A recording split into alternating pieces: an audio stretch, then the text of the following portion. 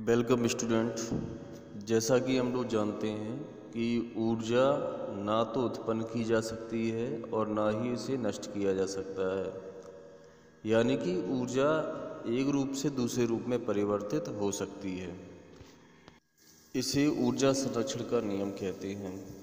इसी नियम के आधार पर ऊर्जा विभिन्न स्वरूपों में पाई जाती है।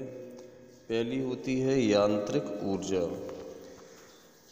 हम जब किसी पत्थर को किसी ऊंचाई पर या किसी गहराई में फेंकते हैं तो उसमें जो ऊर्जा होती है वो भी यांत्रिक ऊर्जा होती है। जब हम किसी स्प्रिंग के आकार में परिवर्तन करते हैं तो उसमें भी यांत्रिक ऊर्जा संचित हो जाती है।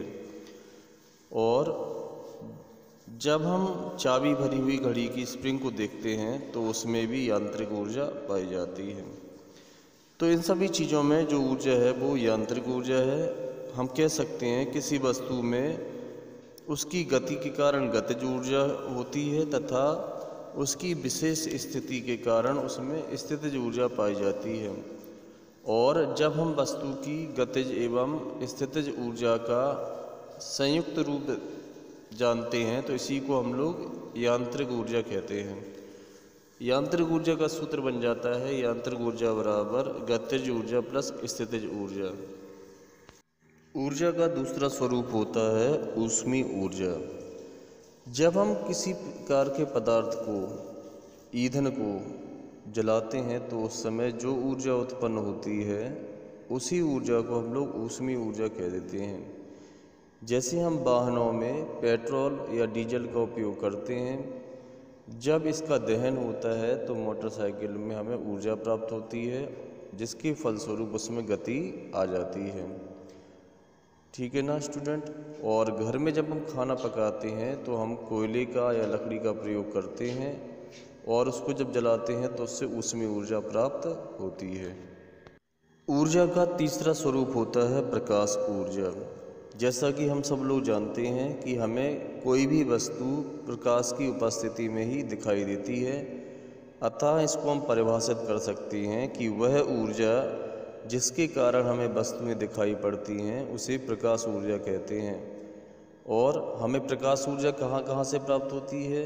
विद्युत बल्ब से प्राप्त होती है, सूर्य से प्राप्त होती है, और जब हम कोई लैंप जलाते हैं तो उससे भी प्राप्त होती है। रासायनिक ऊर्जा। किसी भी रासायनिक प्रक्रिया में मुक्त होकर जो ऊर्जा प्राप्त होती है उसे रासायनिक ऊर्जा कहते हैं।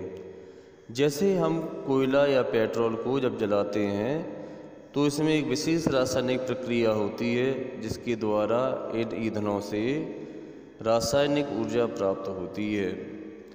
ऊर्जा का अगला स्वरूप है विद्युत ऊर्जा। तो विद्युत ऊर्जा को हम भली भांति जानते हैं। वह ऊर्जा जो विद्युत धारा द्वारा संचारित होती है उसे विद्युत ऊर्जा कहते हैं। यह ऊर्जा विद्युत उपकरणों से प्राप्त होती है।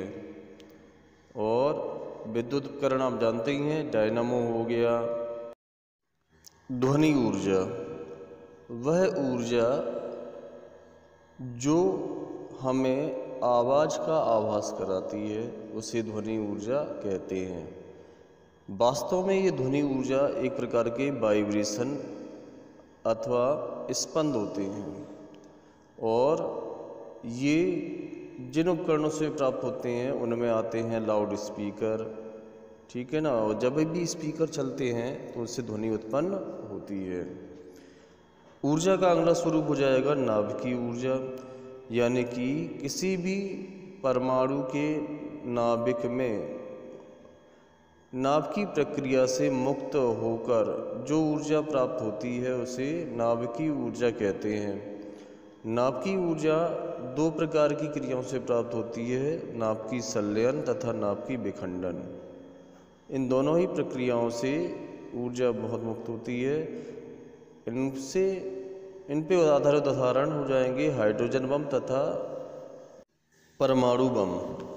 ऊर्जा का अगला स्वरूप आता है सौर ऊर्जा। तो हमें भली भांति मालूम है कि सूर्य ऊर्जा का प्राथमिक और बड़ा स्रोत होता है, तो सूर्य से प्राप्त होने वाली ऊर्जा को ही सौर ऊर्जा कहते हैं। ऊर्जा का मात्रक जूल है तथा सामर्थ्य का मात्रक जूल प्रति सेकेंड अथवा वाट होता है। ठीक है ना स्टूडेंट। शेष नेक्स्ट क्लास 27 जुलाई को लगेगी। तब तक के लिए धन्यवाद।